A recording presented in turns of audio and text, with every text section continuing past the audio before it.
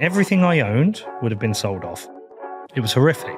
The bigger government is, the more people are that will grift it, and the more it will destroy society. I just think I'm doing what we said we were going to do. Like, we were meant to go out and fix the world.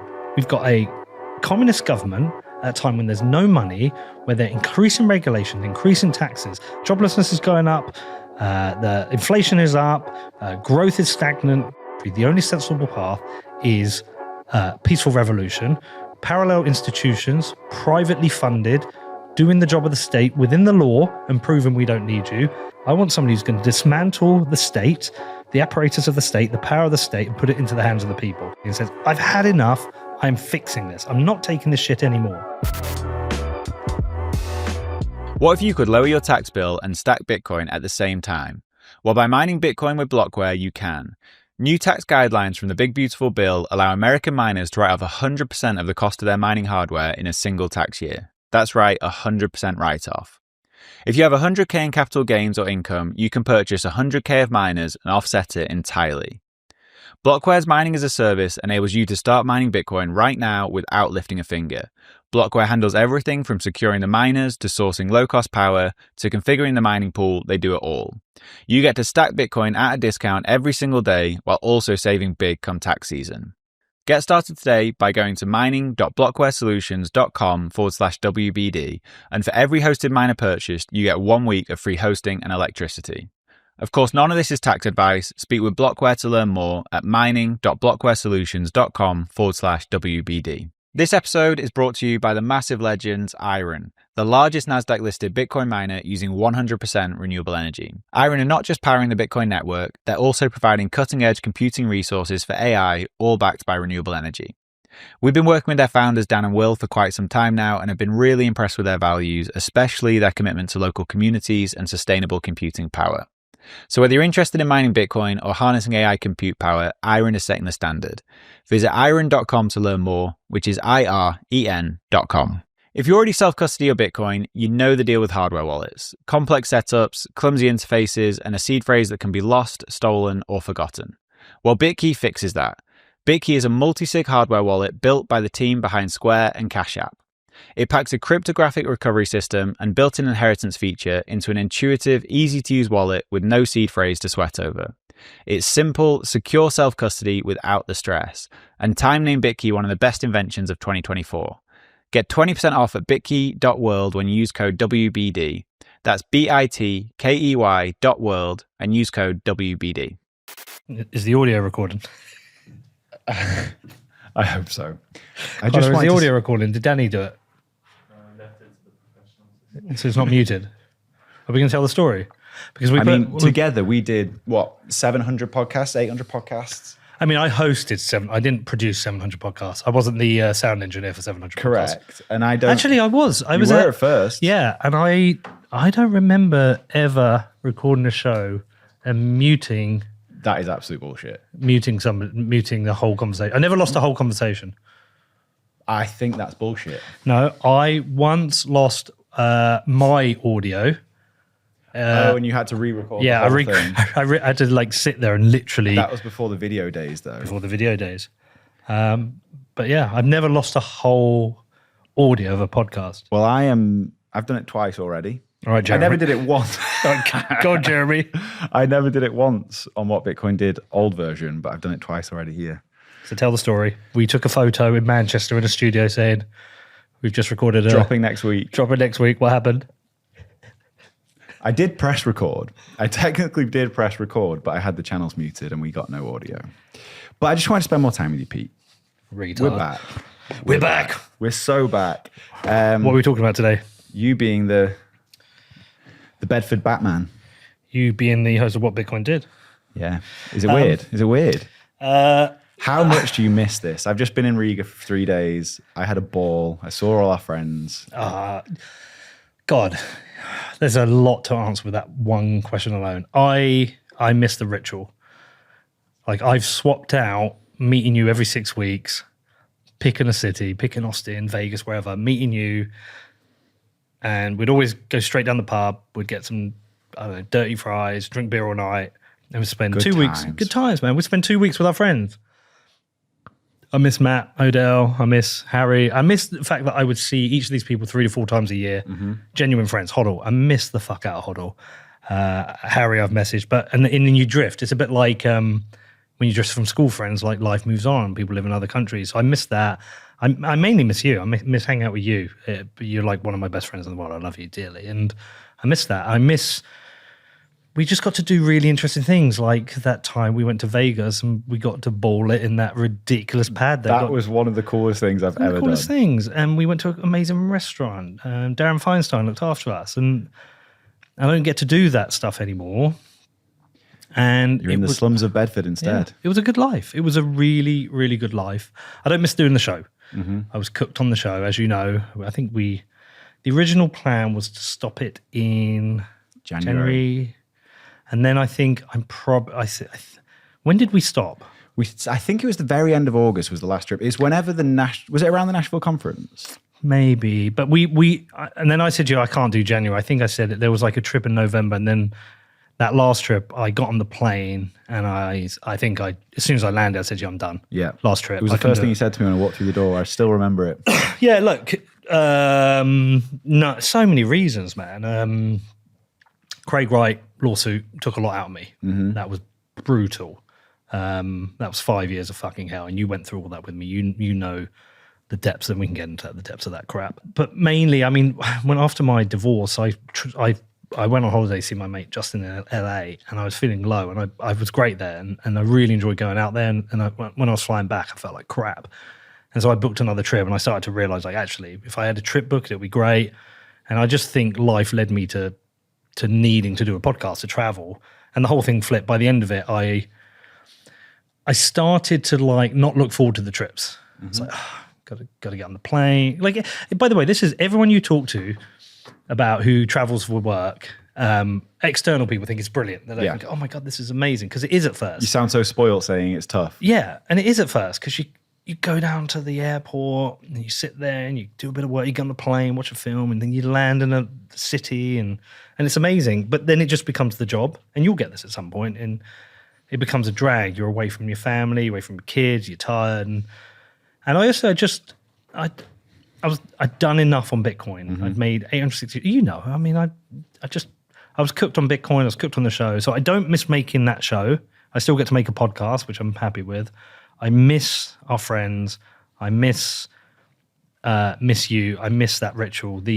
There was no part of being in a Airbnb with you for 2 weeks and making podcasts I didn't enjoy. It was so much fun. It was cool. So that's what I miss. But I miss that. Like now I'm doing the traveling. I'm doing it solo. I'm in hotel rooms or Airbnbs on my own. I've actually been roping Eric Yates in to stay with me just so I have someone to talk to. You need a Danny. I need a Danny. You need a Danny. Eric was kind of my Danny on the Riga trip. Are you enjoying it? I mean, I'm loving it. But it's funny, like when you talk about the travel, I know I've not been doing this as long as you. I think I first did the trip with you in 2020 or 21. It was after COVID. New York. Yeah, New York. We were like two kids, like little kids, hadn't seen each other ages. Like, but we'd never seen each other because we've been working. Like I started with the podcast. I can never actually remember what it was. I think it was early 2019 was when I properly started. But we went through a phase there where, like, it starts off like anything, where you talk every now and again, and I was just doing the work. But then after a while, we were talking every day, and then every day for like 2 hours every day. I'd go for a walk around the park, and I'd call you. Yeah, that's right. That was the COVID walk. Still talk a lot. Yeah, but not like we used to. No, I would say we speak every 2, 3, 4 days. Occasionally it's an hour. Occasionally it's, and it's like, how's your show going? Or I've done this. What do you think? Occasionally it's like I can't talk now. Chat to you later, 5 minutes. And it is different. But that travel is I think I've got a really nice balance where the travel's rough, being away from the family sucks, but when I'm there, it's amazing. 6'3" and economy's rough. Yeah, exactly. 6'4", come on. But the trade-off's great because when I'm home, I can actually be home. It's not like I'm going and doing a 9 to 5 in an office and not ever see my daughter. Like I'm away for a while, but when I'm back, I can actually be dad, which is the cool thing. It's so funny you should say that, right? So one of the things for stopping it was traveling, making 20 shows and coming back. I was like, get a studio in London, it'll be a lot easier. This has actually been harder because rather than just locking ourselves away for 2 weeks and making 15 shows, 20 shows, because then I would get back, you would just edit them, get them ready, or Ben would. We'd talk about the title and off it would go. I think that was literally it. The call would be, what's the title? And And then, but with this, we're coming in sometimes 3 days a week, sometimes 2 days a week, and we're just all over the place. In some ways, I was saying to Com, maybe we should come down for 3 days. Stack them. Yeah, stack 6 shows, and then I can go off and do work for 2 weeks. Because you got a lot of stuff to do in Bedford. Loads, man. Which, before we talk about that though, it's funny. When I was in Riga, someone was asking me, like, how did the conversation go when you and Pete decided to essentially break up? And I was like, it was like a breakup. Like, do you remember in Sydney? When you came into Sydney for Cheat Code, and it was I'd been thinking about it, and I was like, I'm basically couldn't move back to the UK to do this podcast. It was clear that wasn't going to work, and something else was going to have to happen. And you came into the hotel we were staying at in Sydney. It was like 11 a.m. You were straight off a 24-hour flight, and you're like, old-fashioned. And when we spoke in that bar for like 7 hours, it was emotional, and we felt like breaking up with a girl. Well, do you know what we did? We kind of did that thing where you go on a break and still shagged. That's what we did. That's essentially what we did, because it was like, let's do this new show. And how many did we make with you on the? It would have been less than 10, I think. Less than 10. It wasn't the same. It didn't work. Mm-hmm. I remember we were doing one interview, and I knew myself. I think I said to you after the interview, I was like, it doesn't make sense. It doesn't work because Bitcoin was my thing that became our thing, and we were on the same page. Mm-hmm. What I'm making now is definitely, it's my thing. It's a different page. Totally. And it's, you know, and it didn't work, and I knew it didn't work. I would have made it work. I would have carried on with you forever. Was it you who said to me first, I want to bring what Bitcoin did back? Yeah. That was in Sydney. I was in some ways relieved. Like when you told me, I was like, because I knew it wasn't working. I knew you had to do your own thing. Look, in hindsight, I think as a breakup, it was a good one. That's true. We stayed friends and whatever. But look, I mean, what's it like being a host? You enjoying it? What's the challenge? What's the difference being the foil to the host? I mean, I think the main difference is like finding out what my show is. Okay. And I feel like I've found my feet with it now. But at first, it was like, I don't just want to be Pete McCormack too. Do you know what I mean? I'm taking the brand, but I want it to be different in some way. Yeah. And I think that was probably the biggest challenge at first. And like the first few interviews, I was super nervous, like felt a little bit awkward doing it. But I'm feeling pretty comfortable now. You're nervous now? Do you know what? I'm not at all. But because you already done it once. Yeah, exactly. Honestly, that's what I was going to say. When we did it in Manchester, I said to Lynn actually after an interview I did with her, not the most recent one, but before that, I was like, Lynn, you're the only person I get nervous talking to because I think Lynn's so amazing and she's so smart. I want to make sure I can give her questions that she actually finds interesting. Yeah. But then before Manchester, I was a little bit nervous because this feels like a special show. Look, it won't be, because it won't be one of your highest numbers. Like, people want to hear from Jeff Booth and Lynn and stuff, and maybe people want to a little bit hear from me. But look, the fact it's a weird one, because like some people are like, do you regret giving up what Bitcoin did or don't? I'm like, I absolutely don't. Mm-hmm. There couldn't have been a better scenario than you taking it on and carrying on and having you look. Being the Fool's great. We had a lot of fun, but obviously being the own host is like so much better. Yeah, it's your gig. You get to control it. You are a massive part of what it was, and look, all power to you, man. Go crush it. It's been pretty fun. But you're different. You're different to me though. Like you were. It was a bit like do you remember Sock AM when what's his name used to come on with his one question?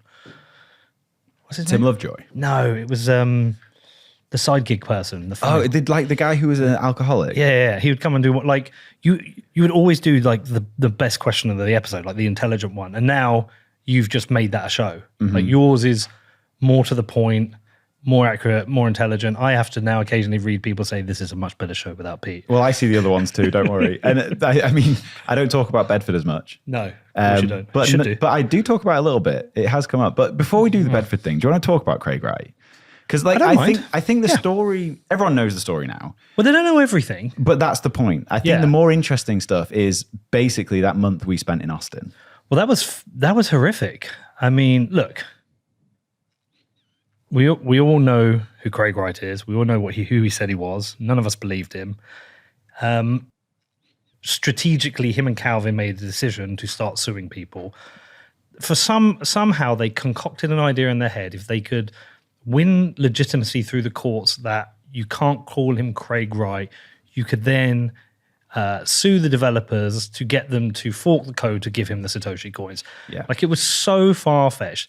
Even if they, by the way, it would have been fascinating to watch. Even if they got to that point, there would have been another fork and everyone would have moved. It still would have worked. But it was just the fact that what went through their heads, I have no idea. But they went after our brother Hodlernaut, and Hodlernaut messaged me and said, I'm being sued. They're trying to dox me. What should I do? And he showed me the legal documents. I was like, well, fuck it. I host a podcast, and like, it's quite big. And I think if I get them to come after me, everyone will back me and we'll sort this out. So I was like, out there, you're a fraud and you're a moron. Fuck you, Bumbid. And so then I got served papers, and I was very naive to what this all meant. And then that put me into this 5.5 year vortex. And actually, the two people who lived it the most with me are in this room. It's you and Connor. And the culmination was I didn't realize what a libel lawsuit in the UK meant. It meant you can weaponize the courts. If you've got money, you could you could strategically try and bankrupt somebody, because if they pull out, they admit defeat and you lose. I got to the point where I ran out of money. I had some people thankfully back me, one person specifically. You know who you are if you're listening. Thank you very much. But I also spent hundreds of thousands of pounds of my own money. I got to a point where I had no money and represented myself for one hearing, which I fucked up. Why did you fuck it up? Because I don't understand how the courts work, and I'm not a QC. Well, QC at the time, now KC. Like, we went through But what mistakes did you make during that process? I just didn't know what the fuck I was doing. Like, I didn't understand the court procedure. I couldn't prepare. I couldn't make arguments. You cannot represent yourself in these situations. It's very hard. Then my, at the time, QC, KC now, said, look, we'll go, we've got an idea. We'll represent you at the next hearing, no win, no fee, just on this. We'll try and get you to this point. Anyway, it went on and on and on. And about, I don't know, say 6 months before trial, I probably have the timeline wrong. You and I are in Austin. I think it was a little before that. No, maybe. I'd made an offer to Craig Wright to settle. I looked at everything I could scrap together, and it was about £230,000. And I just went to them and said, I can't carry this on. I'll offer to settle. Here's £230,000. We'll walk away. They turned it down. Can we actually take a step back first? Yeah. Because I think earlier in the lawsuit, maybe very, very early in the first months of it, they offered to settle with you, didn't they? Oh, yeah. But, I mean, they said, we'll drop the case, all the fees. I think they even said they'll pay my fees, but I could be wrong about that.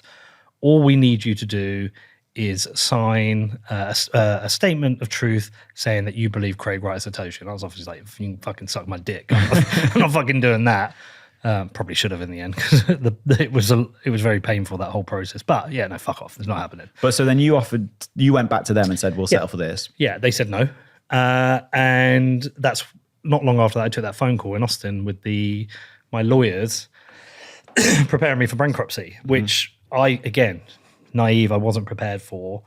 But in the UK, I mean, maybe the same elsewhere, if you lose, you have to pay whatever the judgment is from the lawyer, and you also have to pay your own legal fees, and then you have to pay their legal fees. His legal fees were millions, 3.5 million. Mine were 1.5 million. I'd paid some through it, but I still owed them 750 grand.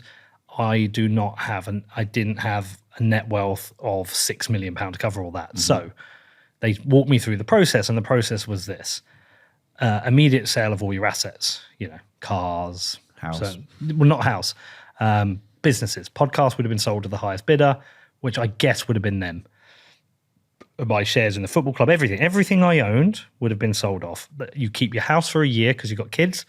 They give you a year to find new accommodation. Then your house gets sold and they get that. And then you're bankrupted, which means 7 years you can't be a company director. So basically I would be fucked. My kids come out of school, cannot afford to pay for anything, no job, no money. I mean, I'm sure I could have got a job. And I don't know if that meant during the job I would constantly have a debt to them or whatever. But essentially, they would have destroyed my ability to earn a living and all my wealth. It was horrific. And I went through it. You were there. I did the call. And then we were trying to think of, is there ways can I sell? And anyway, we tried to think of hiding the asset and moving the asset. There could have been a clawback. So no, I was fucked. And my lawyer said, look, you're going to lose the libel. And then that's that. I talked about on Nat Brunel show, that whole weird thing where that Twitter account, Trackbender, which is a real doll, fake doll with massive tits, who always posts Bitcoin stuff, anti-Craig Wright stuff, although I've seen some weird messages about that account recently. But anyway, and occasionally it's like the cleavage with a Bitcoin B in it or something. It's just the weirdest account. Been messaging me about Craig Wright for a while, like whatever. Came to me and said, look through the evidence. go and double check the conferences. It's false. And what happens is, in a libel lawsuit in the UK, you have to prove that something called serious harm. It's like, I can say, Danny's a shit podcaster. You can sue me for libel, but if there's no harm to you, there's no compensations. There's no point. So you would have to say, after Pete said that, people were tweeting that I'm a shit podcaster and people stopped listening and blah, blah, blah. It's a crap example, but that's what. So on his serious harm, he put 3 things. He said he was too scared to drop his kids off at school because of reputational damage, like any of those parents who see my tweets, but whatever. He said he couldn't be a pastor anymore and that he was disinvited from 10 conferences. So I was like, well, what have I got to lose? So I got the list of conferences because they're in his evidence, and I phoned up the first one, no answer. Second one, answer. Third one, a guy picks up. And I just said, look, I need to talk to you about something. I'm in a lawsuit in the UK. A man called Craig Wright suing me for libel. In his claim is that because of my tweets, you disinvited him from the conference. What I didn't know is a lot of these conferences keep all these records of who was invited, how they're invited, how they applied, and what the decisions were, because there's a board sometimes that makes decisions. And I can't remember the exact example, but it was something along the lines of, because he went away and called me back and he said, no, he wasn't disinvited because your tweets. I haven't even seen your tweets. He wasn't invited because his he applied, he sent his paper, and it was rejected for being such low quality. Mm-hmm. And I managed to speak to 3 or 4 of them, and one was like because his paper was fraudulent, it was like a plagiarization, but not a single one was. And the way the court process works in the UK is they're trying to stop the final court hearing to make a decision. They want you to get to a point where you agree. And so you have to submit, the minute we know, we have to send to them, say, we know factually you've lied here. And then they have to come back and say whether they did lie or not. Because he's been caught, he has to come back and say, yes, I lied. On my witness of truth, I put that it's not true. But there was, and then he put this other one, but there was this other conference. So we found the person, we were going to fly them over for the hearing. And then he came back and said that was another lie. So he's been caught twice signing a witness of truth. And this is the one thing that's really good about the UK courts. The judges hate lying. The minute you've been caught lying, you lose all credibility. And what was brilliant is that we still went to trial. And my Casey, Katrin Evans from Matrix, big love to you, Katrin, made him go through every one. She went, this conference X, you said X, is that true? And he had to go, no, it isn't true. And she said, so you signed a witness of truth against serious harm that all these conferences you were disinvited for because of Pete's tweet, not true. And he had to admit that wasn't true. And strategically, what we went for in the end was I libeled him. Mm-hmm. In that, I said he's not Satoshi, he's a liar. I cannot prove he isn't. So under UK law, I've libeled him. As ridiculous as that is. Because the burden of truth is on you to find who Satoshi actually is. Yeah, it's hard to prove a negative. Yeah. So I have libeled him. It's dumb, but I've libeled him. And they said, what we will do, we will go for a £1 judgment. Say, yes, Peter's libeled him, but his conduct is so bad, wasted time and money in the courts, he only deserves a £1 judgment. And that's what we got. Which is essentially a win for you, even though technically it's not. Yeah, I mean, I remember we were in Hawaii on holiday, like at the end of all this, relieved, but like it's over, but not knowing what the judgment was be. And I remember I got a call from Rupert, my lawyer. Do you know the funny thing about that, just quickly? There's certain things that happen where you remember where you are. I remember where I was when you called me. Yeah. It was outside a bar in Manchester that was called Pedro's. Yeah. I remember where I was when you found out you'd won and 9/11. But yeah, but at this point he called me and I went outside, left the kids, got in the elevator, and he told me that that we've been successful. It was a £1 judgment. I actually cried. I did. I don't. Do you remember it at all, Con? Yeah, I'm not surprised. It was total relief because the £1 judgment isn't in itself like vindication. It's the fact that I didn't have to pay his legal fees and he had to pay mine back, and I got 85% of my legal fees back. So I still lost a bit, but I got 85% back. But from going from thinking you may be bankrupt to getting 85% of your legal fees. Game changer. And look, now we know everything that's happened since, there is a probability that I would have got everything back somehow in a different way. But what damage would have been done would I have lost my house in that process? Mm-hmm. and how would I get another house? Like, it would have been savage. I'm so intrigued by him as a human, though. The question that always sits with me is, did he convince himself he was him? Or, like, would he go back at the end of the day of saying he's Satoshi and go, fucking hell, I'm not getting away with this, or this today went well?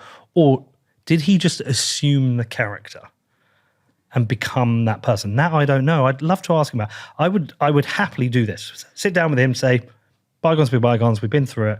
I'm just fascinated. I've got so many questions. I'd love to do that. One of the things that keeps me up at night is the idea of a critical error with my Bitcoin cold storage. This is where AnchorWatch comes in. With AnchorWatch, your Bitcoin is insured with your own A+ rated Lloyd's of London insurance policy, and all Bitcoin is held in their time-locked multi-sig vaults. So you have the peace of mind knowing your Bitcoin is fully insured while not giving up custody. So whether you're worried about inheritance planning, rent attacks, natural disasters, or just your own mistakes, you're fully protected by AnchorWatch. Rates for fully insured custody start as low as 0.55% and are available for individual and commercial customers located in the US.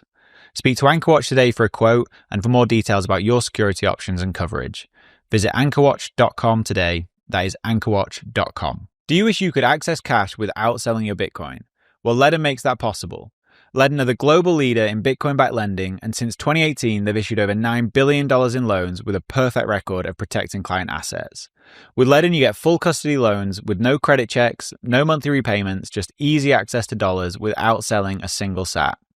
As of July 1st, Ledden is Bitcoin only, meaning they exclusively offer Bitcoin-backed loans with all collateral held by Ledden directly or their funding partners. Your Bitcoin is never lent out to generate interest. I recently took out a loan with Ledden, and the whole process couldn't have been easier. It took me less than 15 minutes to go through the application, and in just a few hours I had the dollars in my account. It was super smooth. So if you need cash but you don't want to sell Bitcoin, head over to ledden.io/WBD and you'll get 25% off your first loan. That's ledn.io/WBD. Bitcoin is absolutely ripping, and in every bull market, there's always a new wave of investors, and with it, a flood of new companies, new products, and new promises. But if you've been around long enough, you've seen how this story ends for a lot of them. Some cut corners, take risks with your money, or just disappear. That's why when it comes to buying Bitcoin, the only exchange I recommend is River. They deeply care about doing things right for their clients and are built to last with security and transparency at their core. With River, you have peace of mind knowing all their Bitcoin is held in multi-sig cold storage, and it's the only Bitcoin-only exchange in the US with proof of reserves. There really is no better place to buy Bitcoin, so to open an account today, head over to river.com/WBD and earn up to $100 in Bitcoin when you buy. That's river.com/WBD. I'd love to talk to Calvin Ayre. Mm-hmm. We should talk about Calvin Ayre. I don't know what you can say and what you can't say, but I used to text him. We should talk about that. Talk about but I remember when we were in Austin, when this was really bleak, and you were like fucking depressed. Yep. And I remember even you saying then, while I think at that point you regretted it, I'm sure you don't regret the lawsuit now, but you said then, I want to speak to him. Yeah, I would have just said to Calvin Ayre, look, you're a very, very wealthy man. You're never going to have to worry about money again. You are actively destroying my life on a lie. I want to know, at what point did Calvin realize the game's up? Because I believe Calvin believed that Craig Wright was Satoshi. Initially, because Roger Ver did. Roger Ver told me in Japan he did. Told me he had the keys. And I think a number of people at certain times believed he was. And I think other people might have been, well, maybe he is, he isn't. And so I believe Calvin did believe it. And I believe he got sold on this idea, look, we should get my coins back. But I think there probably came a time when Calvin was like, firstly, things didn't add up. Mm-hmm. And then eventually it's like, yeah, fuck, he's not. And I would just want to say to him, look, you're destroying my life. You're going to destroy my kid's life all on a lie. Why are you doing this?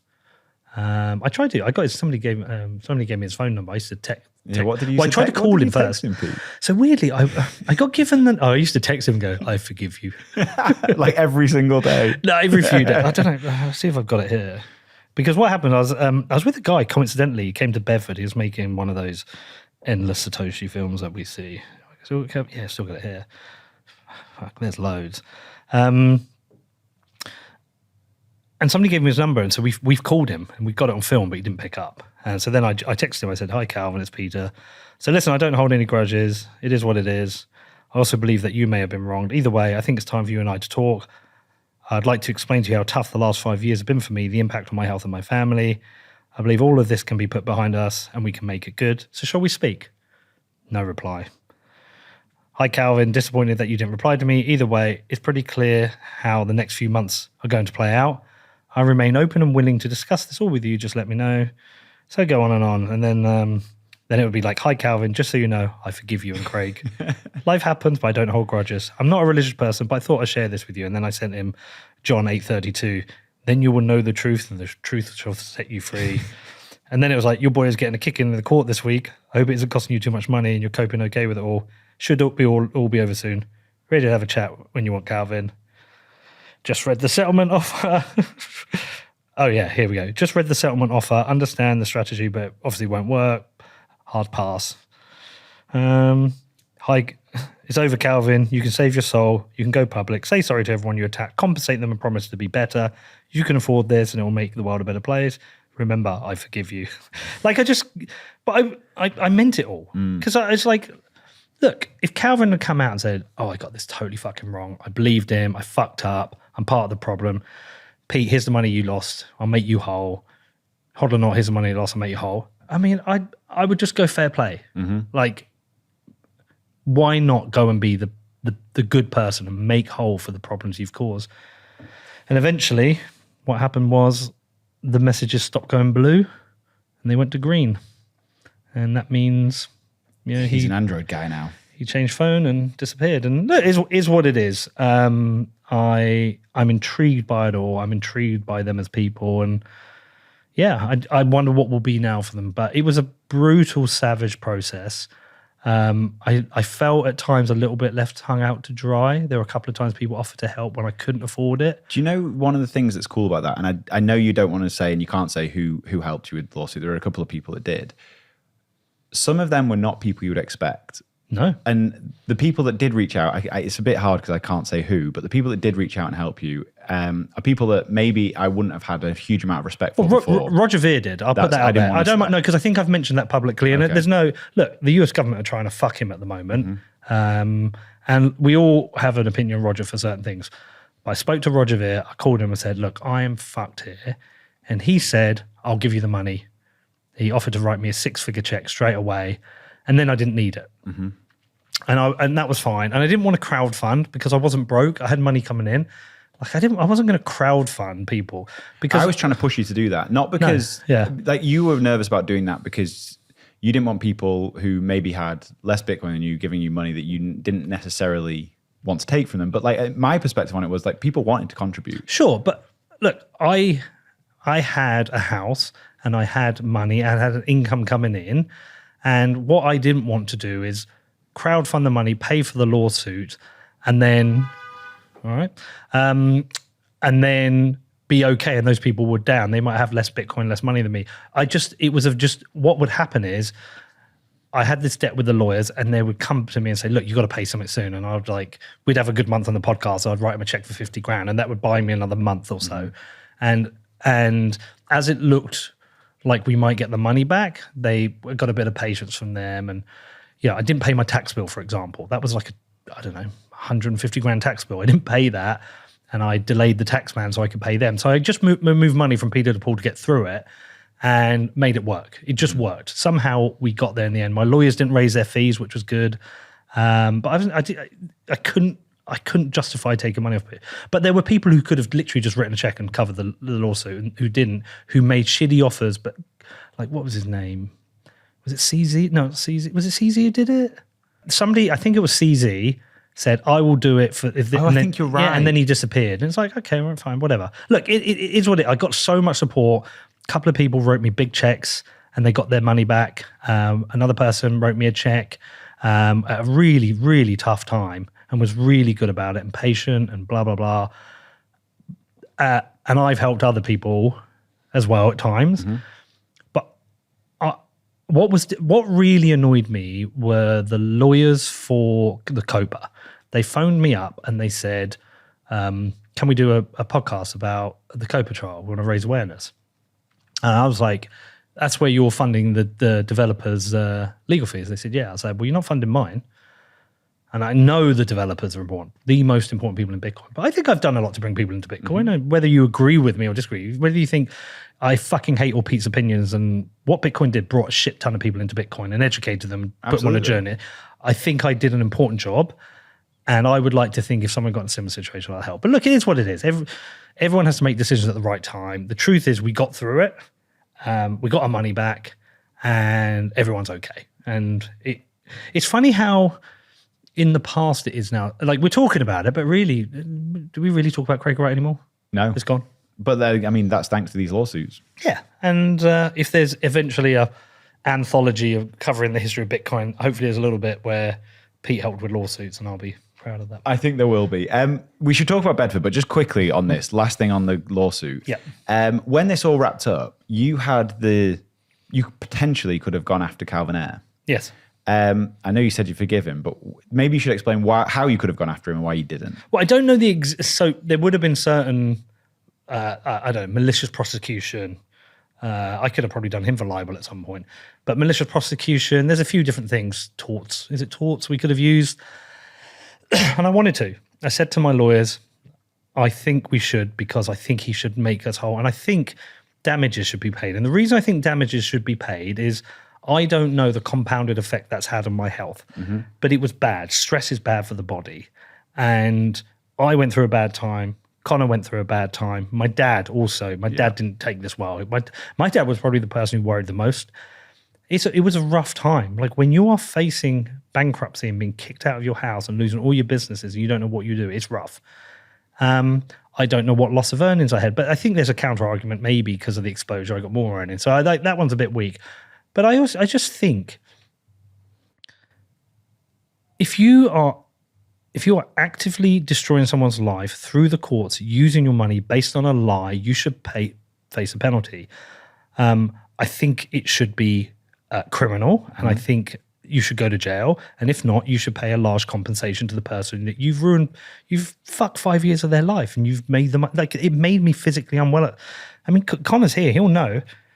I think there's at least 3 occasions you drove me to hospital during that. Yep. You remember him? I took you twice. Once in Miami? And once in Bedford, I think. Yeah, where my SVT thing would just go haywire. But it seemed worse at the bad time. That could have just been maybe the SVT on its own. But look, if you're going to be a cunt using the courts, you've got to fucking pay your way. I think Craig Wright should have gone to prison for this. And it is what it is. But in the end, my lawyers are like, look, you were a hair's breadth away from losing everything. Take the win. Why start again? And I was like, because it's the right thing to do. Pay your dues, pay your penalty. But look, we didn't do it. If for some random weird reason Calvin is listening to this, I do forgive you. And if you'd like to have a chat, I'm happy to have a chat. I'd come out to Antigua and see you. But I think you're worth bazillions or whatever you're worth. Pay your dues. Just pay people the compensate. It won't touch the sides for you. You're never going to spend all your money. But especially like hodling up, pay back what people have lost and pay for damages. It's the right thing to do. They won't, whatever. But I think they should. It is the right thing to do. Hey, Yeah. Con, would you mind getting me a bit? Sorry, mate. No, we're not cutting that out. That's fine. Can you check the audio's Do you want recording? one? Yeah, please will you check the audio's recording? I'll have another beer. Yeah, look, it's done. It's good. You were a huge support during that period. I think you knew I was in a bad way. Oh, you definitely were. I don't want to say that, actually. No, you were definitely in a bad way. You can say that. It's the truth. No, I That's why. was going to say something else. I was going to say there's 2 times. Were you worried about me at any point? Yes, but the time that I was most worried about you, this is like a relationship. Was that when I was being reckless, said I'm going to burn everything down? No, it was before that. I think it was before we'd even met. I remember you being in. You won't want to talk about this, Pete. It was when we were in Central South America somewhere. I think it was the first time you went to El Salvador, and like the toxicity on Twitter was really getting to you, and that was the time, and like the entire time we worked together, where I was most worried about you. Oh, it was like when you were being my therapist. Yeah. Isn't it funny? I've got to be a little bit of a therapist to you sometimes. What the fuck is it? That's not. Oh, do you want me to open it? Yeah. No, that's got nothing to do with the Craig Wright thing. I know. You just said, when was I worried about you? Look, sometimes, look, when the internet comes after you, it can be a bit brutal. I mean, I don't give a fuck anymore. I'm thick-skinned now. I've been through it enough. It's like, I've watched my mum die. I've been through a 5-year lawsuit. If you call me fat or thick or rubbish at podcasting, whatever. Okay. But there are times when the internet comes after you, and I think I said, I just don't know if I can deal with this anymore. It's rough. It's rough. But no, I mean, I think I've been your therapist a little bit sometimes. Yeah, I've not had the internet come after me in the same way yet, but we'll work on it. You got to work hard. We'll get there. You got to do more. You got to piss people. You got to say something controversial. Do you know what an X-pub is? I do. What's an X-pub? An extended public key. What does it mean there? It's where you derive all your other public keys from. Nerd. You're such a nerd. You know it now, though. You fucking know that, and you can't press record. Right? Yeah, but this was always a psyop. You always knew what it was. I didn't the first time, and I still stand by it. I actually don't care, and I don't think. Come on, what's an X-pub? Yeah, there you go. Most people don't know what an X-pub is. No, that's for sure. I was right on that. I was right on nodes. I was right on. What was the other thing I was right on? You're right on everything, Pete. No, just on those things. My favorite thing about this kind of, Batman of Bedford, your villain arc that you're on at the moment, is that it took you leaving Bitcoin to become libertarian. Yep, true. Yeah, fact. Why? Tell us why. Oh God, I'll give you the long answer because we got time. I didn't know what libertarianism was when I started the podcast. Me neither, to be fair, until I heard you talk about it on the podcast. Right, okay. So it was new to me. It's not a thing in the UK. Not the same as it is in America, at least. It's a little thing here. So I started the podcast. I could have picked any subject. I was just buying Bitcoin at the time and shitcoins. Excuse me. You're going to cut my burps? Nope. It's the beer. So start the podcast about Bitcoin. When I start it, I'm not doing it because I think this is the best money in the world ever. And, this is number go up. It was number go up. And this was like the new internet revolution, chance to make some money. Start making the show, and then libertarian stuff comes up. And for me, government was always that thing that was always there. You picked a side and they voted every 4 years. You had a democracy and you needed government, and government did a lot of good. And then obviously over the arc of the podcast, I started to realize government wasn't great, but I always had people going, you're a statist cuck, this. And I said obviously some ludicrous things sometimes because I believed them at the time, right? Mm-hmm. You were learning in public. Learning in public. And I refused to hold a position because people tell me I should. So I think by the time I finished the podcast, I definitely had libertarian tendencies. Like, I agree, yes, we should have small government, central banks are pernicious, and we should have a free market for money, those kind of things. But like full libertarianism and fully understanding why government is a terrible idea comes from having a deep connection with government at a local level. Mm-hmm. In that, I'm trying to do cool things in my town. I'm running up against the institutions, the police, and the local council, and then also just seeing the general collapse of the UK as well. I mean, and then it was like seeing into the Matrix. It's like, oh, I get it now. It's not that necessarily government itself is intrinsically evil. It's that it just doesn't work. Like, the majority of government will not work because of the incentives at play. And somebody said to me this week, they said, because I'm arguing against ideology, because I'm getting attacked in Bedford by a bunch of leftists at the moment. And I just said, step back from your ideology. And they say, well, isn't libertarianism an ideology? And I thought about it.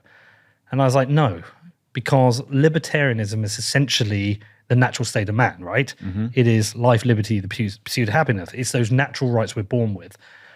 The blueprint for how to organize society is an idea that collectivists have come up with, whether they're left or right wing. They've said, this is how we should organize society, which is a blueprint. But if that doesn't happen, we are in the natural state of man, which is libertarian. So I said to them, no, it's not. Libertarianism is a set of principles regarding the natural state of man. And it basically, to me, means leave me the fuck alone. I don't care for your invented blueprint that tells me this is what I can and can't do. It's not an ideology, it's a set of principles. And so but I'm not like, I can't, I don't go full anarcho-capitalist. And the reason every time I go to that and come back is because I don't think you can get rid of government. Mm-hmm. If you, me, Connor, and 50 of our friends move to an island, we essentially start day one libertarian or free. Maybe not even libertarian, because maybe libertarian is an idea that you only exists after the establishment of the state. You don't need to establish libertarian until the state exists because you want to dismantle it. But anyway, you disagree with what? In my house, I'm a dictator. Yeah. Absolutely. Well, you would enter and be like, I'm king. Until he got thrown in the sea. No, come on. Oh, you weren't at the second civic meeting. I even let the leftist weirdos speak. But I think the point you're making is that some kind of hierarchy in the tribe would exist. Yeah, so it would be like at some point, someone or some group of people will want to do something on that island, and they might disagree. And just say we split into two groups. Mm-hmm. One goes to one side of the other, and one goes to this side of the island, and we start to build stuff on one side. Maybe we encroach, and they think, well, that's our land. It's like, well, we need to protect ourselves here. Well, I think we should, you might be like, Pete, I think we should do A. I might be, well, I think we should do B. It's like, well, we need a council to make decisions. Well, who's going to lead the council and decide this? I just think you rebuild structure. Mm-hmm. Yes, in my house, I'm a dictator. It's like, I will listen to the opinions of the serfs. The serfs, because they might cut my head off. But in the end, I'm going to do what I think's right. But on that island, we will rebuild government. Mm-hmm. And I think you always do. And I think you actually, if you can get to a minarchist government, you actually have a government which will defend your freedoms and your rights, which I think is a good thing. Especially like in the US, where they literally have it enshrined in a document they refer to. We don't really refer to the Magna Carta here as much, because I don't think, I'm not sure how much of it's still enforceable. But I also think if you went on the street and asked people if they knew what the Magna Carta was, very few people would even know it. I can probably recite more of the US Constitution than I can the Magna Carta. Mm-hmm. So, and also, I also think, like, do you remember that old Eric Voorhees interview where he said to me, it's like, there's no point arguing about the utopian anarcho-capitalist society because we're so far from that. Let's just make government 1% smaller or 5% smaller. And so where I've come to is we have government, okay? We cannot switch it off tomorrow. Even if you elected a libertarian Milei style, and who is probably the best, has he dismantled the entirety of the apparatus of the state in Argentina? No. He's doing it bit by bit, and he's doing it mainly through economic policies and changes to the law, but he's gradually dismantling the power and the size of the state. And so I think of libertarianism as pointless debating perfect society. I think the most important thing libertarians can do is drive forward a trajectory of being more libertarian than less. So what Milei is doing, which is dismantling the state, dismantling the size, the power, the kind of pernicious rules. Is pernicious a word? It's a word, isn't it? Pernicious rules on society. And that to me is how to be an effective libertarian, not having a libertarian conference and all arguing about why you shouldn't have a libertarian party because that's counterintuitive to be a libertarian. I think it's just a waste of fucking time. Mm-hmm. And so I guess I think it's practical libertarianism, rational libertarianism. Let's actually get something done. And what happens is that I've gradually seen how much the state fails itself, but it then fails society. It was have you ever read George Washington's farewell address? No. It's fucking brilliant, okay? Obviously an important, great man in American history, could have become king. They offered him king and he turned it down. But he wrote this farewell address, and he warned of the idea of factionalism, in that you become more loyal to the party than the common good. And we see that now. Which has definitely happened. Totally. It's like Labour could come up with a good idea and the Conservatives will attack it, and the Conservatives can come up with a bad idea and they'll support it. This loyalty to the party over the common good is a terrible thing. He warned about this. And I see it now. I see it in media. I see it in individuals. Like, there are a bunch of people in Bedford who fucking hate my guts now. I've put in this private security and they hate me because it's ideologically wrong for them. Mm-hmm. And now as a group, they're attacking me. And it doesn't matter what I say. I genuinely think if I cured cancer, they would come back and say, Well, what about the people who want to have cancer? No, I genuinely believe that. I've argued with them, and there are people who would say they would rather have a crackhead on the street than a security guard. They think we should prioritize the addicts and the criminals on the street over the businesses. They're so ideologically lost.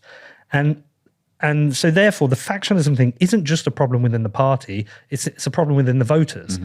And so I've just realized is that the bigger government is, the more people are that will grift it, the more the politicians themselves will use it for their end goals, and the more it will destroy society. And it's really, you really start to see it when you just try and run a company. I told you this, NVK said, if you want to make somebody libertarian, get them to run a business.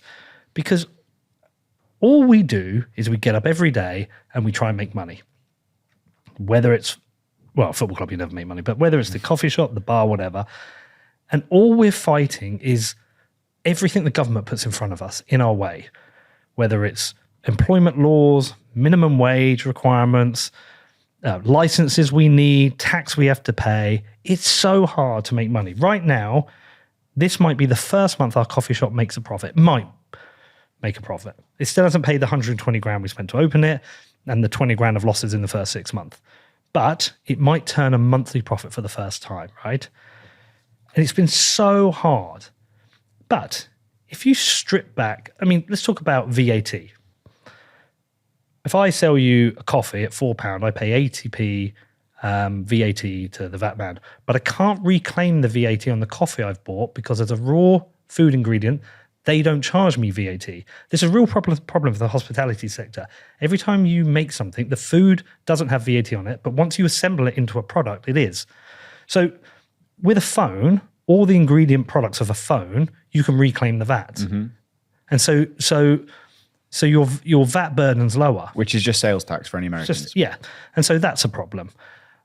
We have to pay a minimum wage, okay?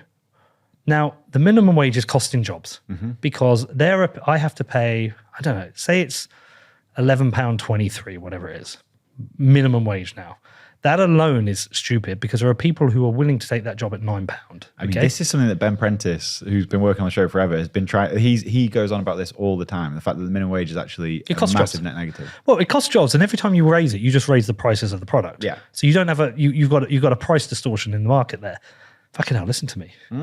But you've got a price distortion in the market there. But not only that, I have to offer a pension. I have to pay national insurance.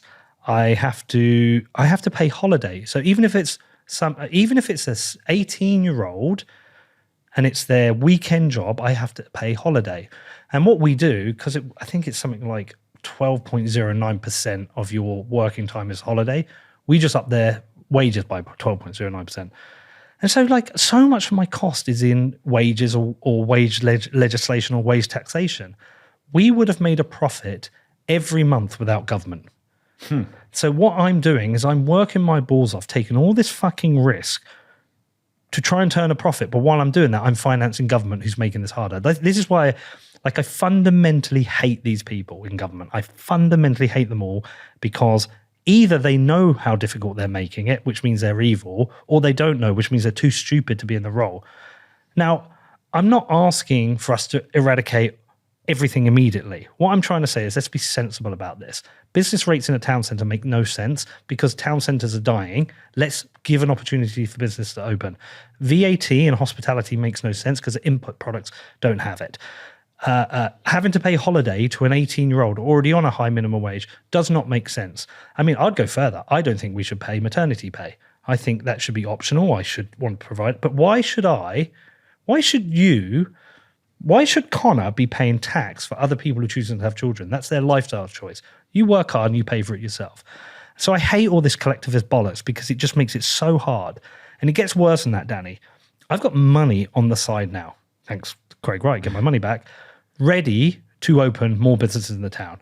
I think we've probably, discussed 2 or 3 con regularly. And I'm sat there going, I don't know if I can turn a profit here because of government. Now, the stupid thing is I could take people out of the welfare system and give them jobs, but I can't because it's too hard to make the company work. And therefore, Those jobs don't exist. Therefore, those people are reliant upon the state. And so someone like Rachel Reeves, who's already fucked it up over and over again in this country, over and over again, is talking about raising taxes even more, which is going to destroy even more jobs. I'm on one here. I'm loving this. Let me tell you where it gets, like other examples where it's worse. So I spend $100,000 a year with my accountants across the business because of all the accountancy work we have to do to comply with government tax. Okay. Without that, all I need is a monthly P&L and then say, this is how the business is doing. I'd probably spend 10 grand a year. I'm probably spending 90 grand a year on compliance with taxation. HR. This is basically a new industry that comes off the back of employment legislation. I 100% stand by the majority, not all, there are dicks out there, but the majority of people, when they want to get rid of somebody from their company, it's two reasons. You're shit at your job or I can't afford you. And both are valid, okay? It is so hard to get rid of somebody who's shit at their job because of employment legislation. But this becomes a bad thing. I know you're about to ask something, but the reason it's a bad thing is that there's a misallocation of capital now because you can get rid of them, but you have to bring in a HR consultant who basically they help you architect a safe way of getting rid of somebody so you hopefully don't go to tribunal, which you will always lose, by the way. And so I'm misallocating capital to a HR advisor so I can try and architect getting rid of somebody who's shit at their job. And when you do get rid of somebody who's shit at their job, you're also like, have I done right? Did I give them a job description? Did I do all their reviews? Did I give them a warning? All those things.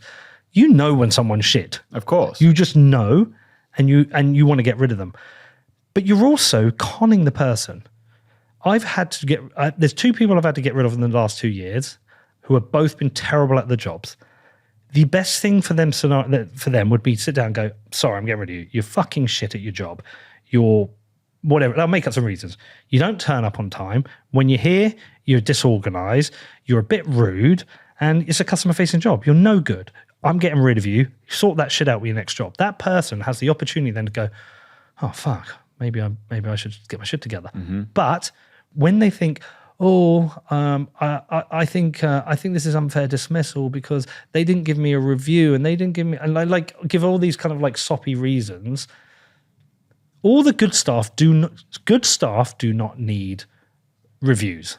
They just get on with it. Jason, who works for me, fucking brilliant. Doesn't need it. And if I had a problem, Jason would be like, cool, I hear you, I'll sort it out. The shitty people always default to hiding behind legislation and never learn themselves. And they're just going to be losers their whole life because of that.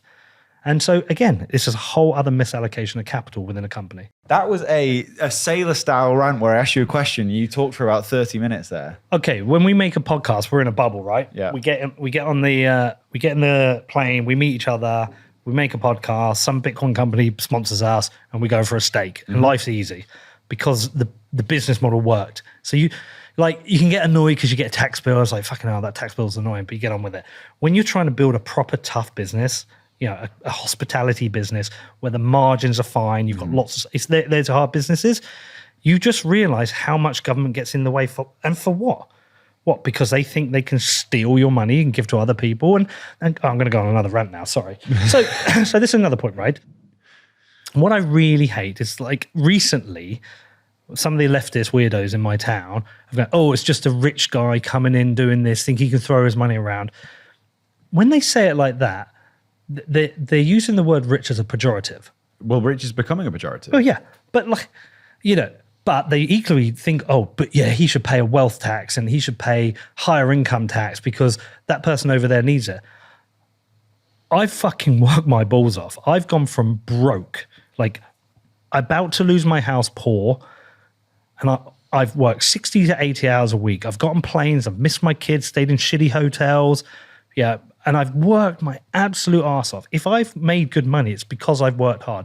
Now, look, in a fair society where I agree to a certain amount of taxation, cool. But don't demonize what I've done. Don't say with one hand, we want your tax money, and with the other hand, say you're evil, you're an evil capitalist. Like, you're not allowed both. You're not allowed to have both of those because I've worked my fucking arse off.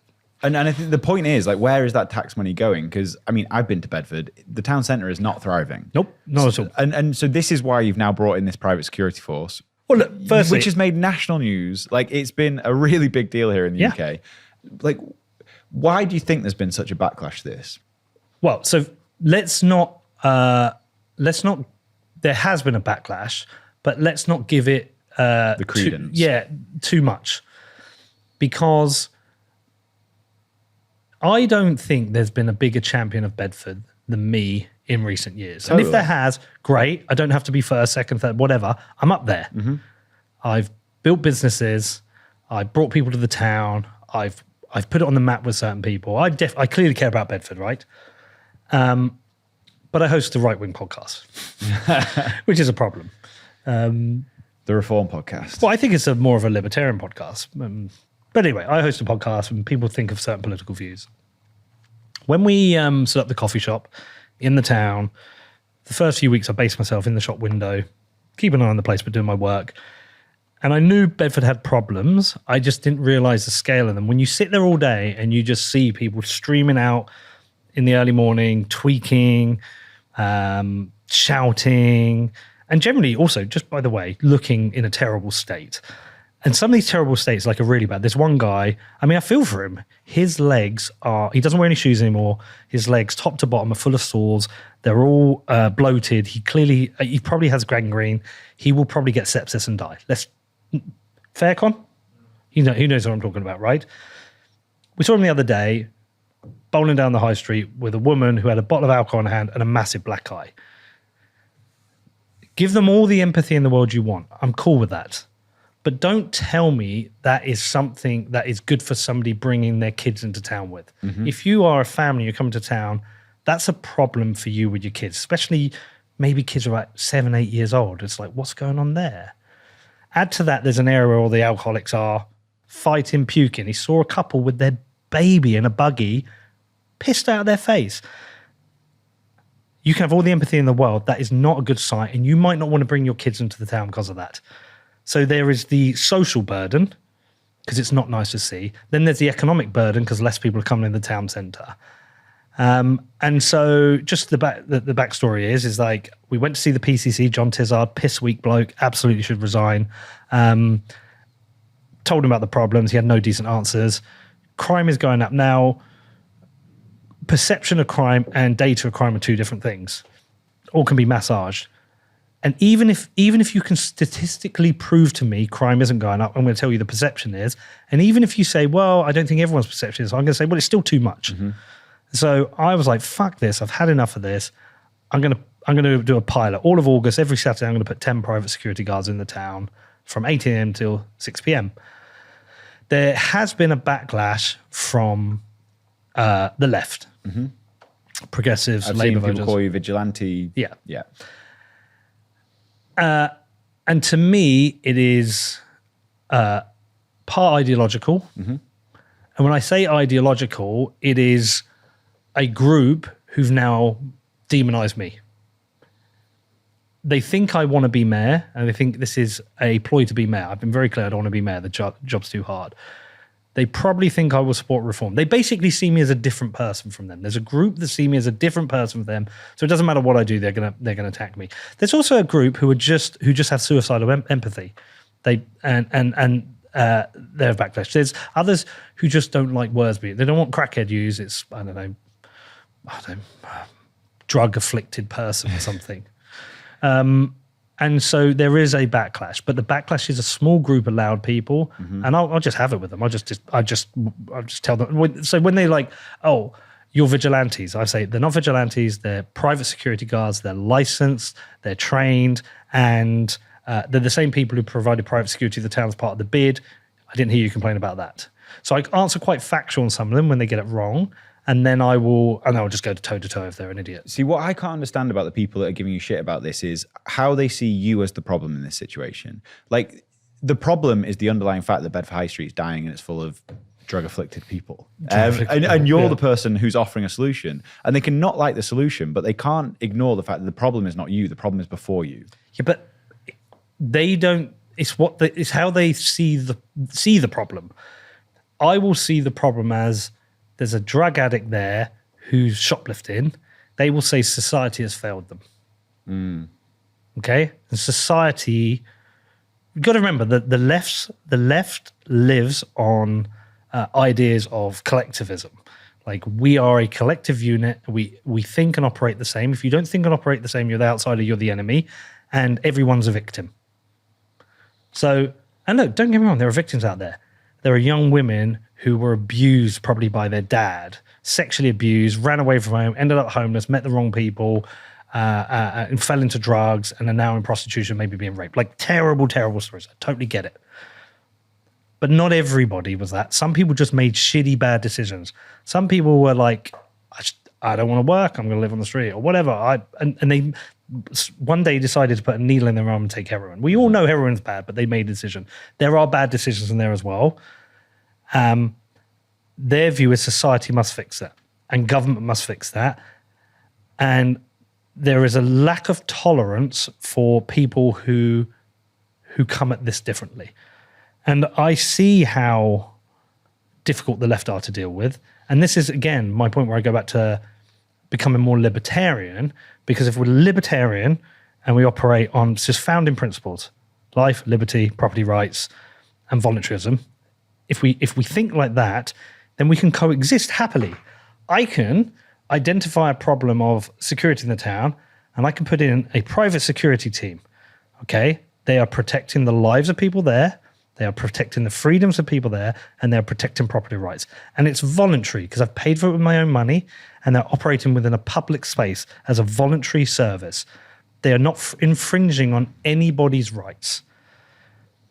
And if you as a leftist go, well, where are you moving these people to? Society has failed them. Great. You can set up your own private initiative, and you can fund rehab centers, addiction support. You can do exactly what I'm doing, and society wins because I protect the businesses in the town, you protect the individuals, and neither of us are infringing upon life, liberty, and the pursuit of happiness. Neither of us are infringing on other people's rights. But it's a lot easier to go on Facebook and go, Pete McCormack's a meanie, he's a fascist, and then do fuck all and complain. It's really easy to do that. Like, and this is, by the way, this is one of my complaints about Bitcoiners, if we really want to go for it, is that all these motherfuckers who shout at me on the podcast, I just think I'm doing what we said we were going to do. Like, we were meant to go out and fix the world. We all got a bit lucky. Whatever you think, we definitely got lucky. There is a luck. I don't care if people say, oh, no, it's not. It's strong diamond hands. We went through the up and down roller coaster. Yeah, we all came out the other end richer. So we were meant to go do this. We were meant to go and go back and fix our societies. Michael Peterson did it out in El Zonte. I'm doing it in Bedford. Other people do it. This is what we were meant to do. And yeah. Calling out the Bitcoiners. I love it. Well, no, it's just I'm going on different tangents here just because I'm ranting and we've already recorded this. Great, dude. Honestly, I'm so fucking proud of you. It's the coolest thing to see. No, but it's like we recorded it the other day, and I want to make sure I didn't miss anything we talked about. We talked about some good things in there. But look, the summary of it is that's why, again, going back to the libertarian ideas, if your foundation is life, liberty, property rights, you can left and right opinions can coexist because the basic foundational framework we're working under is not infringing on each other's rights. I'm not infringing on anyone's rights with a private security team. You're just going out and doing things. But if you're a collectivist, you want to say, well, who is that private security force accountable to? You know, what rights do they have? And I will explain to them. They have the same rights as you. They have the power of arrest and indictable offence. They have the power to protect property. Okay? Have they arrested anyone yet? No. And how's the first 2 weeks gone? Really well. Like, almost universally well. And look, people say, well, I expect you to say that. No, look, this is a free market. If it hasn't gone well, I'm not going to carry on spending 10 grand a month on this because it's a waste of fucking money. Have they moved people on? Like, what's happened? So they don't. So again, there's a myth. You just want to move on homeless people. No, we don't. We want to enforce the law and the PSPO order. The law is, you can't go up and punch someone in the head. Okay? So for example, if we saw, I don't know, down one of the alleys, 2 guys beating up a woman, our security guys are going to go in there and sit on them, call the police and say, come and get them. And our police are going to be grateful because we spoke to them, they said, do that. If they see somebody maybe, I don't know, just annoying somebody, they're not going to do anything. They'll just go and say, leave them alone. They're scarecrows. They're wearing high-vis jackets and they've got body cams. if they see a homeless person, they're not going to move. They're not going to go and say, you're homeless, you have to move on. If they see them breaking the PSPO order, which is aggressive begging or taking drugs or drinking open space, they will go up to them and say, look, there's a PSPO order. You're not allowed to drink here. Do you mind moving on? Almost all scenarios, these people have said, yeah, fine, we'll move on. And they do. The green, where all the piss heads are, it's been empty each Saturday. And you see families there now. And so it's gone really well. I've had endless emails and private messages of people saying, thank you, this has been great. Listen to this. Put this one by the mic. This is a great example. So a lady, she's got a shop on the high street in Bedford. She's always having to deal with problems, right? Where is she? Hold on. How the fuck do I get Have you spoken to the woman who owns the vegan cafe? No, I haven't actually. I'd be curious to know what she thinks of all that this. might be an interesting one. So here's a good example. Instant relief seeing your guys out today. I've just seen a group of them at the car park, which is reassuring. Coming in, I saw people as well. So I know it's going to be a good day, or at least a safe day, which makes all the difference. Do you know what? That's amazing, but it's also depressing that she has to rely on you to have a safe day in Bedford, in the UK. Well, it's that weird kind of paradox in that it's good that we've got security guards in the town, and it's bad that we've got security guards in the town. Is it? How much of it is a Bedford issue rather than a UK issue? And so it's a UK issue. But so I obviously don't live here now. I'm probably spend 3 weeks a year in the UK, something like that. And when I'm like away and I'll see things on Twitter, it looks like the UK is on a serious decline. Yeah, we're fucked. But when I walk around, like I don't feel that. But and maybe there's an interesting thing in here because last week you came up to my hometown where I grew up, and I always considered Macclesfield and Bedford as being relatively similar. They're probably a similar-ish size, relatively similar demographic, and you were really impressed with how nice Macclesfield was comparatively to Bedford. Well, it's clean. Yeah, and we didn't see any homeless or drug addicts, but there could be a day I take you to Bedford, you don't see them. So that happens. Somebody did message me and say, "What do you mean you didn't see any homeless or drug addicts?" So maybe it does exist. And Macclesfield is half the size of Bedford. It's 50,000. But I definitely saw a more bustling economy in Macclesfield, and it seemed cleaner and better. But it is a nation. Look, this is a nationwide issue. This is reflective of the state getting too big. It's got all this bullshit it's got to pay for. Taxes are up. Because of that, crime is up. They're not punishing crime. Police forces have got smaller. Like every single direction, the bloat of the state has eroded the services that the state would normally provide, and has led to this kind of decline. And if I post something about this on Facebook, on Twitter, and it gets a bit viral, you'll see all these comments coming in saying, I'm going to pick towns. If I've got a town that's wrong, apologies. But it might be like, oh, it's the same here in Bournemouth, or it's the same here in Scunthorpe, it's the same here in Hull. By the way, there's now Connor can probably find this, more of a vigilante, private 200 people in Bournemouth who've come together to protect the town. Do you mean vigilante there? I say vigilante there because it's not private trained security or security farm. This is a local group of people. But the thing about, we can argue, well, is my group vigilante or not? What I will say is we probably already have them, and we're going to get vigilante groups. Yeah. If you feel that your town is unsafe, and you feel that there are threats to your children or threats to women in the town, and you push us enough to the edge, groups of people are going to come together and say, fuck this, I'm not having this. And they will become vigilantes. And they are the risk. We're low risk because we are using a trained, licensed security firm. If it's a group of lads coming together and say, fuck this, they might just clout someone. Yeah. And that's the scary thing about this, because no matter, I don't. Yeah, here we go. More than 200 residents, including ex-military personnel, security professionals, and first aiders, have signed up to patrol the streets of Bournemouth. I mean, it just depresses me that it got to this. But it also excites me. Not that it exists. I think it's terrible. But there's a movement trying to change it. Yes, it shows how far gone we are, how fucked we are. I mean, look, you've seen the Coinbase ad, right? Everything's fine. It's so the furthest thing from fine. Well, it's so ironically beautiful. But we've been trolled by America about the state of our country to sell products to us. But it's so right. We're like, all these people, yeah, everything's fine. I mean, it's not. The UK we've got a communist government at a time when there's no money, where they're increasing regulation, increasing taxes, joblessness is going up, The inflation is up. Growth is stagnant. I think GDP per capita is down. Investment is down. Investor confidence is down. Like every single economic measure is shit. Then you get into other things like health outcomes. Shit. Everything is going to shit in this country. And there's a large part of the population that sees it. And there is nobody with a backbone within... nobody's unfair. There's hardly anyone with a backbone in Whitehall who's saying, let's fix this. Someone with a pair of bollocks like Millet or a Bukele says, I've had enough. I'm fixing this. I'm not taking this shit anymore. And the risk with the like growing vigilante groups is that something happens and they're directed in the wrong way. Totally. I'm not even giving an opinion on the immigration. I mean, the immigration thing is getting out of control in the UK. And I'm not saying we should have no immigration, but it's at a crazy fucking point. But when you see these group of people like grouping up outside the migrant hotels, like all that's going to take is one tiny thing and then something bad happens. And do you know what the truth of it is? It's not really the migrants' fault. No, it's not. Like if I was from... The West bombs their countries constantly for the last 30 years. If I was from Eritrea, I mean, look, okay, let's put it a different way. Look at all the people leaving the UK to go to other countries. Why are they leaving? Because they think they can get a better life elsewhere. Yeah. And yes, they'll say it's legal migration. Well, lots of the migration to the country is legal. But if I was from Eritrea and I thought, if I can get into the UK and create a good life for my family, I'm doing it. I'm doing it. I'm on that boat.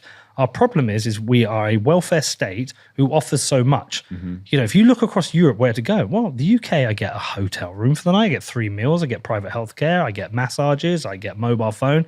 That's fucking great. Put me on that boat. I'll go with it. It's not their fault. If we didn't incentivize coming here, less people come here. The economic migrants would come and create jobs. And I've got no issue with economic migration if it's net beneficial to the country and them. Absolutely. I've got no issue with that at all. But it's not that. And people are getting so pissed off. And to the point, it's so mad.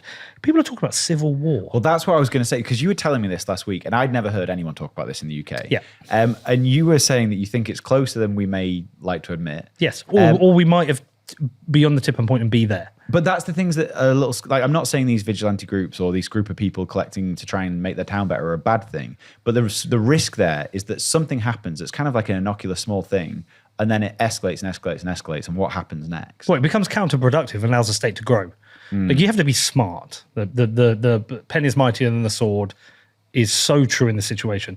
So when I first started seeing these talks about civil war, it's a bit like when Iran was bombed, they say World War III is coming. I think, as a podcaster, it's an inflammatory title. YouTube incentivized. Yeah, well, they incentivize inflammatory titles, right? Yeah. Because you get, and that's what I thought it was. But the trigonometry guys, I can't all get his name up. They got this guy on, this expert. He works at King's College London. And he said there are 7 conditions for civil war, of which the UK meets 6 of them. If you read them, he's absolutely true. And also you think, well, what does civil war mean? Well, the only civil war I know really was the main one is the one in the US, whereas it's guns. It's guns, and it was the North v the South, and it was open warfare. But he talks about it more like insurgency. And I haven't finished that interview, but what I suspect he's saying what's that? Yeah, David Betts. See if you can find those 7 conditions. It may be a group of lads who are so fucked off with the UK. You know, inflation, can't afford a house, can't afford to fill their car, working their bollocks off, got no money left, and said, I've had enough of this. All these migrants are coming over, getting the hotel rooms, and I'm working my ass off. I've got no money left. I'm paying tax. You know, who are just angry. And what if they say we need to fight back? Now, my way of fighting back is action. Yeah. Parallel institution in Bedford. Civic duty, proving we don't need them and to do with action. But I totally can see a world where somebody goes, we might need to burn down a police station, or we might need to, I don't know, some crazy shit. The problem is the minute they do that, they will be classed as domestic terrorists, arrested, rightly so, because you should not be violent. And then we'll see a further clampdown on our freedoms, on our civil rights, and it'll be squashed. There is no path. There's no sensible path to a violent civil war in this country. The only sensible path is peaceful revolution, which is the pen is mightier than the sword, which is parallel institutions, privately funded, doing the job of the state within the law and proving we don't need you, and then on the back of that, political action to remove parts of the state which aren't performing. That I totally starve back. the beast with Bitcoin. Yeah, but you can't because you have to pay your taxation. So look, I'm of this belief: we will always have government, but we will get the government we deserve. This country voted for a Labour government, and so we've got the country we deserve. I can't see us returning to a monarchy here. Yes, there are monarchies around the world. You can go and live in them. I don't see that. I don't see democracy going anywhere in this country. So what we need to do as an electorate is ensure that we let the politicians know our demands. These are our demands. This is what we want from government. I want a Millet-style character. I want somebody who's going to dismantle the state, the apparatus of the state, the power of the state, and put it into the hands of the people. I want a massive reduction in all the fucking stupid laws we have. I want all the freedoms and liberty restored. I want taxation reduced. And I'm not talking for anarcho-capitalists. Just make the country work. And I would vote for that person. Does that person exist? I don't think it's Nigel Farage. I can't think of I don't know of a real libertarian within Whitehall, like a real libertarian who is Millet style. What about Rupert Lowe? I don't think he's a full libertarian. I think he's a strong conservative. I think he's a small government conservative. And there's some of those Thatcherites types. Andrew Griffith is one. But I don't think there is a full Millet libertarian, who will absolutely tear the left apart and destroy all of their arguments. And this is one of the difficult parts. Is like, as a libertarian, if I was a libertarian, some people say I'm not, fair point, but the left are the easiest ones to argue against because they're the most communist, they are the most collectivist of the lot. Their ideas are the worst. There is an uncomfortable alliance between conservatives and libertarians because conservatives should be taking you towards smaller government, but they're still not the end goal.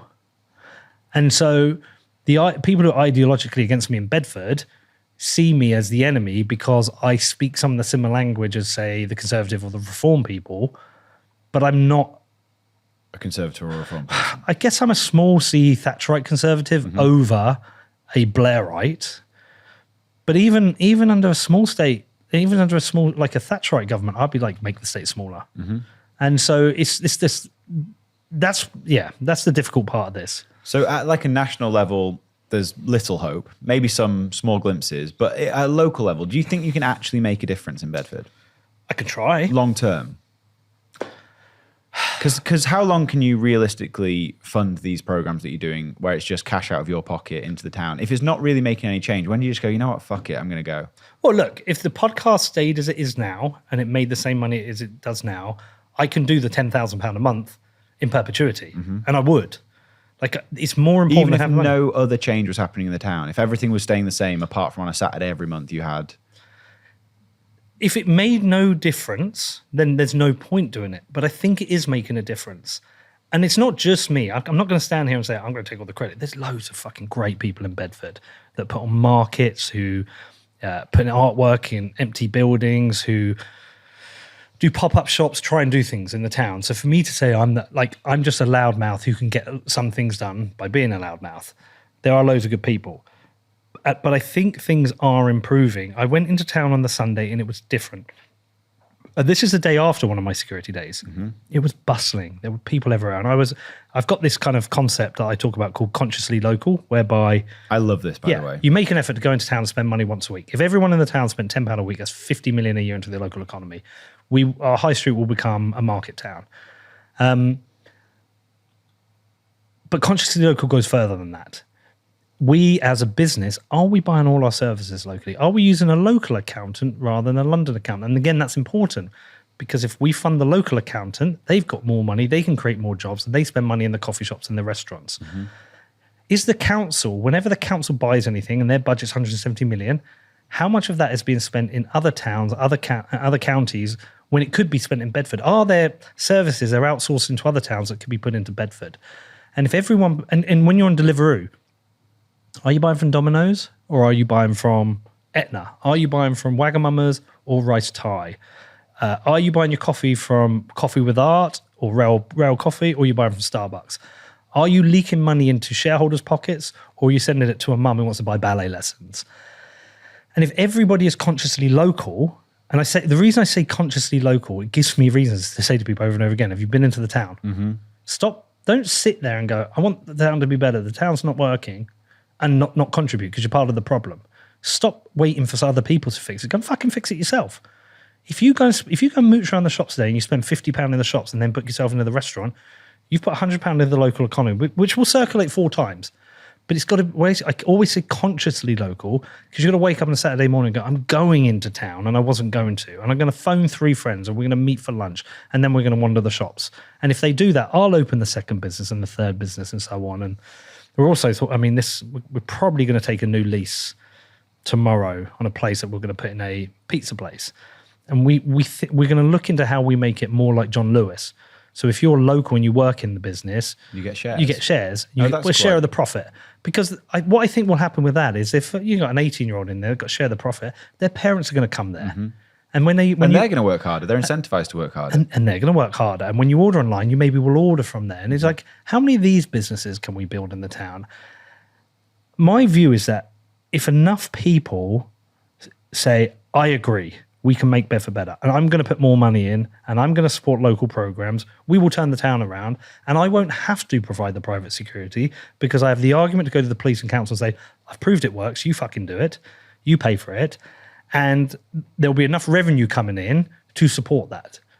But it's almost like it's like the town's on life support, and you got the what's it called? The defibrillator. The defibrillator, and we're getting it going again. And once it's going again, hopefully I won't have to do anymore. But look, I could be wrong. It could all go to shit and we could be fine. Like, I could do a great job and central government's so bad that the statutory demands on the local council are so hard that we can't do anything about this. But I've got a feeling, my gut instinct is that I am one of many in the UK who are sick of this, who have different levels of resources to go and try things.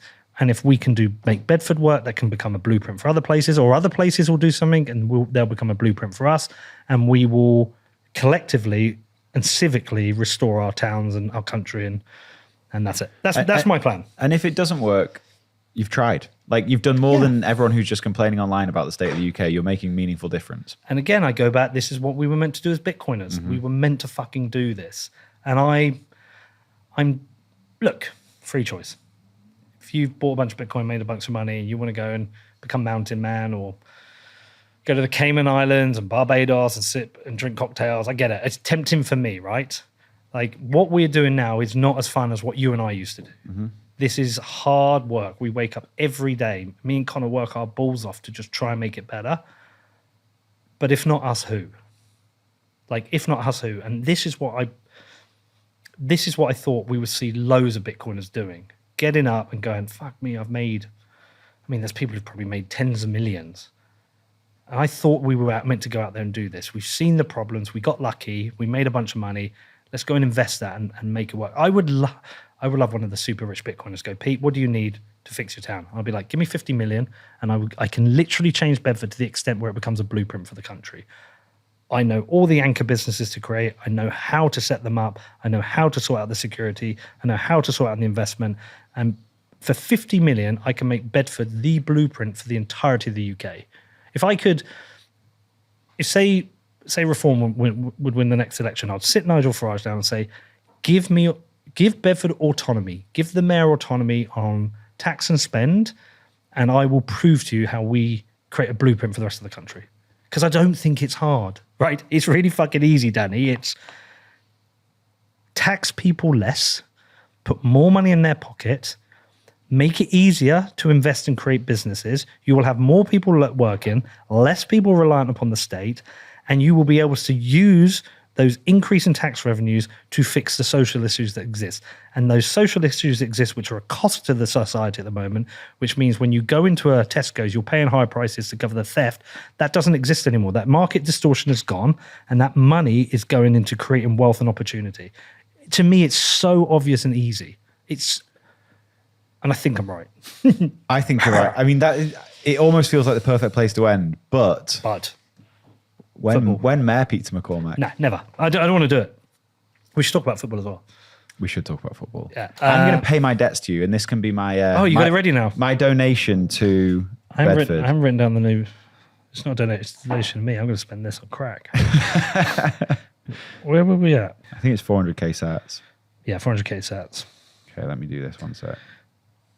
It's very fucking cool what you're doing. Let me ask you something. So, based on your knowledge of the UK and your friendship circle here and the people you know, what are people telling you? Like, is it hard out there for people? For sure. I think people are feeling the pinch in a massive way. Cost of living, but a lot of the people I speak to are kind of like NPCs in this. Right. Like I think there's a lot of just this is the way it is now. Get on with life. Everything's fine. Everything's fine. I do think that's true. So I don't know if they're the best example. Like I don't know very many people that think the way that Bitcoiners do in the UK. Yeah, and look, there is a potential. I mean, Connor talked about this that to me, and that because we're in this, we maybe see it worse than it is. I think that's true as well. I'm not sure it is. I think it's the opposite. I think it's because we're in this, we see how bad it is. I think a lot of people don't realize how bad it is. But that's what I meant when I said, like, when I walk down the street here today in London, like, I mean, it's a nice day, and a nice day in London's nice because everyone's outside enjoying themselves. But things don't seem as bad as they do on Twitter. But if you were walking down here and you're on your phone and someone went past on an e-bike and snatched it, your entire view would change in that moment. Oh, of course. And but one incident. And the other thing is, like, I'm not wearing my watch because I'm in London. Well, it's the survey of one problem. Like, I've got this in Bedford. People going, well, I work into town and I don't feel unsafe when somebody begs for me. I'm like, you're a survey of one. That's true. For everybody who says that, I can find you an example of somebody who says, I've got this woman. She messaged me the other day. She said, we're a cash business. Locking up is a scary time for us. We feel good that you're security in town. Mm-hmm. That's a different survey of one. But the survey of one who has a lived experience, which is negative and scary, is more important than the survey of one who's had no experience. That's definitely true. And then at the same time, like, I don't have a very good perspective on it because compared to, like, this isn't me being bigging myself up, but like I have quite a privileged life where my family live here and I don't go to the places that are really struggling. Well, Connor, if you said to me, Dad, I'm going to town, what do I say? Right, if Scarlett says she's going to town, what do we say? We're not happy about it. Connor's 6'3". Yeah. You take 2 or 3 people to take him down. The daughter's a different scenario and they face different risks. And that's a problem. But yeah, by the way, back to Mayor, no, absolutely not doing it. He can't do a good job. I can be more effective as an unelected pseudo-mayor just getting shit done. Mm-hmm. I can say what I want. I don't have to worry about party politics. I haven't got to manage an unmanageable budget with endless statutory demands from central government on all kinds of shit that we can't afford. It's an impossible job to do. I don't want the job. Everyone who says I'm trying to become mayor, I do not want the job. Well, I think everyone thinks you're going to be mayor because you said you were going to be mayor. Yeah. You've been blackpilled on the mayor idea. I went down the rabbit hole of the budget, the statutory demands, and then spent time with the mayor. I mean, look, if I thought I could go in and be an effective mayor, it's like, can I be more effective as mayor or just as Pete as a resident doing what I'm doing now? I can be way more effective doing what I'm doing now with no pressures of being a mayor. So why become a mayor? I don't need to be mayor. Like my ego doesn't say, oh, I need to wear the robe and the chains. I don't give a fuck about that. You look good in the robe and the chains. Yeah, I look like a but we should talk about football. Yeah, well, just let me finish on that, Mayor. Oh, yeah, go on. Is that I actually think the end goal is what's the important thing. The end goal is making Bedford better. I can do that more effectively, not as mayor. Fair. And I don't want to be an MP. So there's no office for me to take. I'm not interested in office. You're just going to be the change you want to see in the world. There we go. Love it, man. Real Bedford played their first game on Saturday. Yes. Against a good side. Yes. Yeah, this is an interesting season for us. It feels different. It's the first division we've gone into where it feels like there's actually big clubs. Mm-hmm. It's the first where we definitely don't have the biggest budget. I don't think we had the biggest budget last year, but we definitely don't. There's a couple of teams, Harbour and Spalding, are definitely spending more than us. Teams that are experienced at this level. It's semi-pro to the level where some of the players will have played pro and will be getting paid very well. What is very well? I mean, if you're getting over £1,000 a week in step 3, you're a very, very well-paid player. Mm-hmm. And that exists in this division. First game of the season, Spalding, who were originally second favourites. I think we're second favourites now. It was just different. It was a different level of football. Good players, tough players. They knew what they were doing. We won. Back against the wall most of the first half. Managed to equalise just before half-time and then Joey stepped up, got his brace second half, and we won. And it reminded us a lot of the first season in Step 5. We played this team, MK Irish, who were the better side, and we won. We grew into the league and then dominated the league. I don't know if the same will be this season. We will give a good account of ourselves, and playoffs would be a hell of an achievement. Winning it would be very tough. But if you do win it, you'll be the first team to ever do 4 back-to-back. Yeah.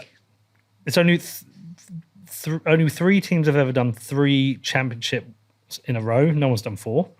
I'd love to do it.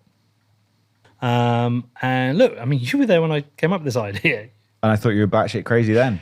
Well, no one got it. I didn't get it. No one understood it. I thought this was Pete blowing money. Yeah.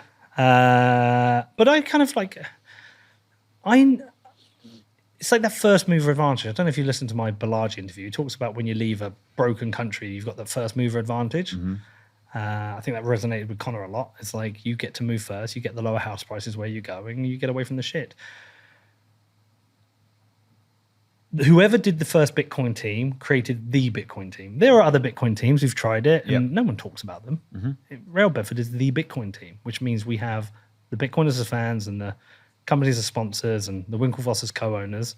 And we use the power of Bitcoin and the community of Bitcoin and the principles of Bitcoin to power a sports team, hopefully to go from the bottom of the English pyramid to the top, which is 9 promotions. 3 years in, we've done 3. We're a third of the way there, which when you think about it, it's quite mad. It's insane.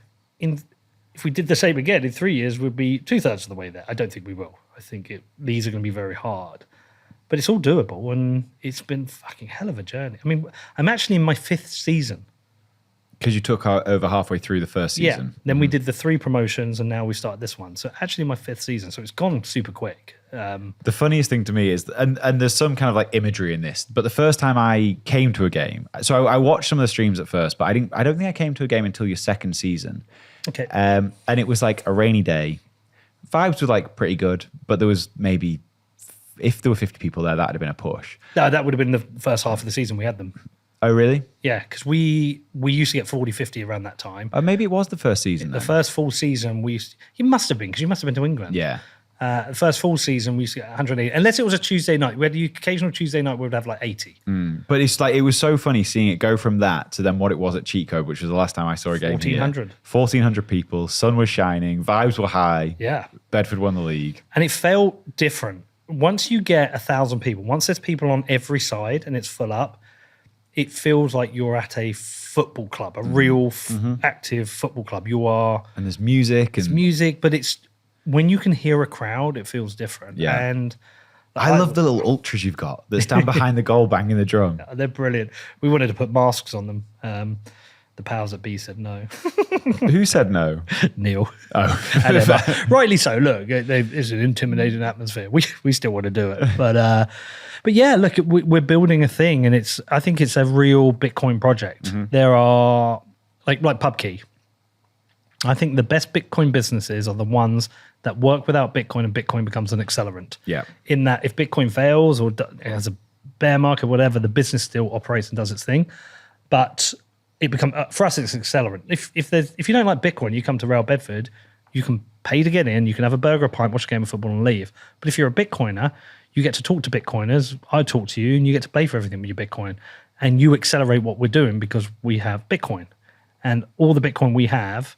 We've always sold, when we sold Bitcoin, it's always into profit. When we raised the money from the Winklevoss, I think Bitcoin was about 70K. It's like 110K now. I mean, that investment's what was that, 40%, 50% up?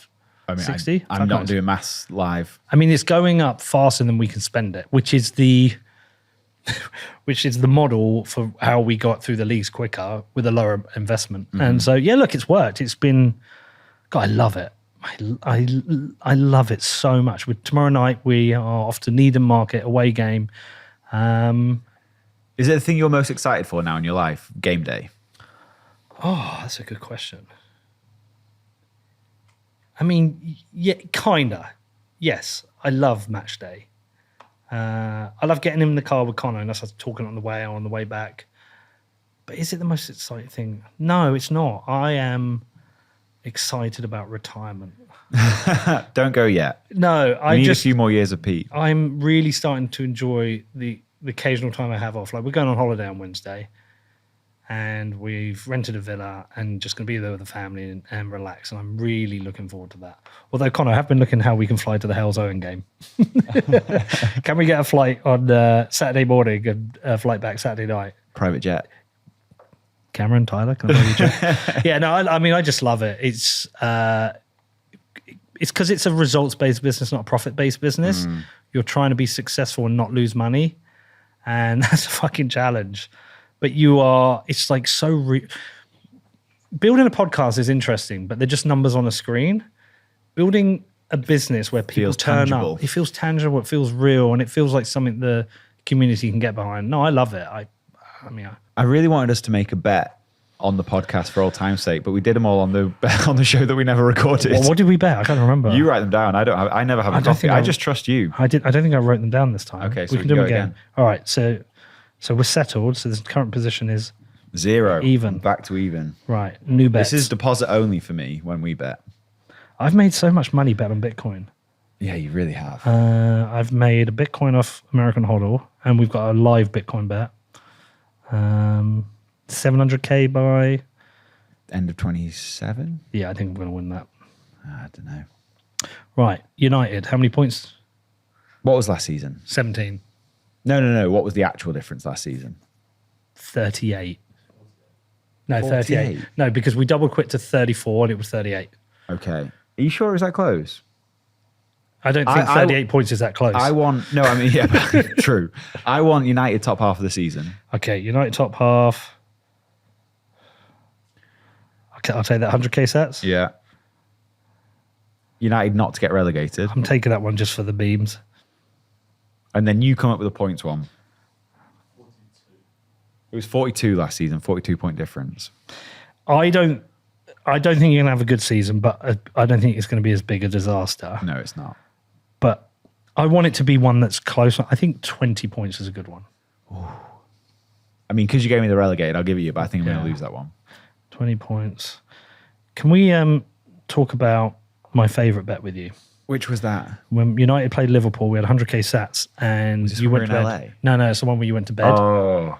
And you woke up. It was 7-1. 7-1. And the ref ended the game early because he felt sorry for you. Yeah, that was one of my least favourite mornings. I woke up to thousands of notifications on Twitter. I was dying. We absolutely battered you.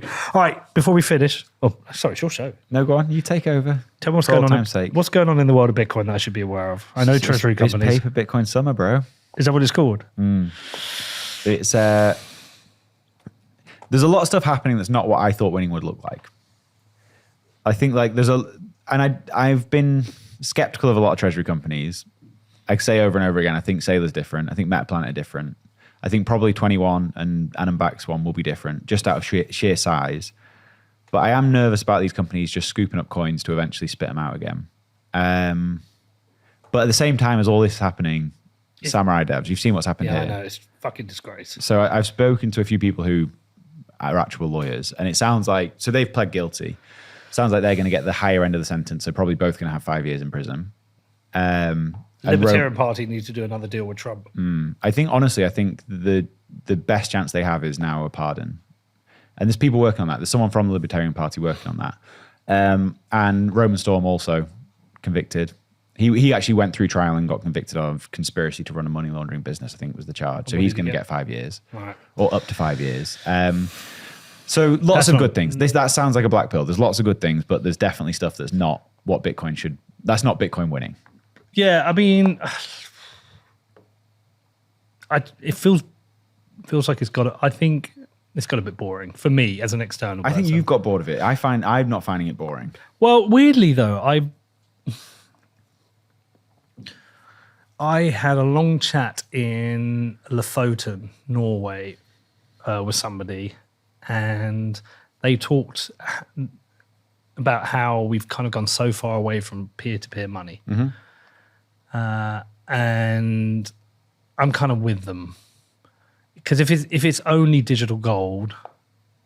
Oh, I totally agree. We'll be rich and depressed, like Thomas says. My favorite quote in Bitcoin. Yeah. There's stuff that's happening though that is genuinely cool. Like I think that everything Callie's building is insane. Yeah, Callie's amazing. I love him. Have you used BitChat yet? No, but I've seen Have you stuff. got it? No, I was going to send you a first message on BitChat. It's really cool. Yeah, like, don't get me wrong. It's like obviously limited in scope because not many people have it yet. Yeah. So like finding people on there is impossible. The first time I found anyone was in Riga, and we were on a boat. So Mills organised this boat trip for us on the last day.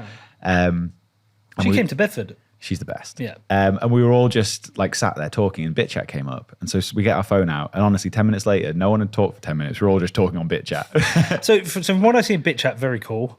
I think pretty much everything Jack Dorsey does is cool. I love everything Callie's doing. But it all feels really niche. Yeah. And it doesn't feel like there are enough people working on peer-to-peer money at a narrative level. Like out there talking about it, making it happen. I think that's fair, but I do think that's changing too. So have you heard that Arc Labs have now launched? Nope. So I think Riga was the first time it had ever been actually used. So all the merchants that were set up in Riga weren't using Lightning, they were using Arc. Okay. And I know that someone at the conference, I forget who, sorry, did a transaction from Cashew to Arc using the Lightning network as like the interoperable middleman. And this stuff's happening. And from what I've heard, Arc is going to be pretty fucking powerful because it's basically Lightning without ever having to worry about liquidity and things like that. Right. Well, I think it needs to get a bit more punk rock. Yeah, I agree. Like I think the punk rock, fuck you. That was the different vibe in Riga compared to being in somewhere like Vegas. Right. Like, because Riga has all, like, I think the German group are fucking cool. Like, the German Bitcoiners are like I think the European Bitcoiners are like the cypherpunks now. Whereas in America, it's all like the financialized. Well, it's like all the financialization side of things. And maybe they're the cypherpunks because they need to be because of stuff like the Online Safety Act and all this stuff that's going through Europe. Like America don't have those problems, but there is a lot of cool products being built. But I agree that the narrative probably needs to shift a little bit. And look, I'm away from it, so I'm not really seeing it. But I don't know. There's just like that punk rock edge. I just think, like Lop said, what's the point of having fuck you money if you don't say fuck you? And I just think it's...